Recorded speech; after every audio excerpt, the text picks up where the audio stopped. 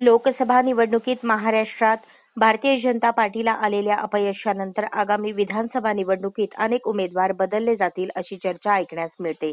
लोकसभा निवडणुकीत सोलापूर शहर उत्तर या मतदारसंघातून भाजप उमेदवार राम सातपुते यांना 35,000चे मताधिक्य मिळाले. त्यामुळे विद्यमान आमदार विजयकुमार देशमुख हे सेफ झोनमध्ये असल्याचे बोलले जाते आणि यामध्ये शोभा बनशेट्टींच्या प्रभागातून 13,000चा लीड मिळाला आहे. शहर उत्तर मतदारसंघात भाजपच्या इच्छुक कार्यकर्त्यांची संख्या वाढताना दिसत आहे. विजयकुमार देशमुख हे सलग 4 टर्म आमदार आहेत.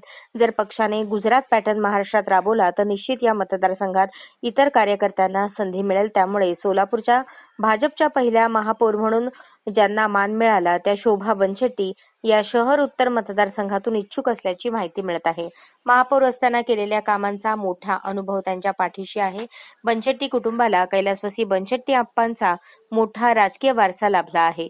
तसेच त्यांचे वडील सिद्धरामप्पा पाटील हे सुद्धा मोठे राजकीय व्यक्तिमत्व मानले जातात.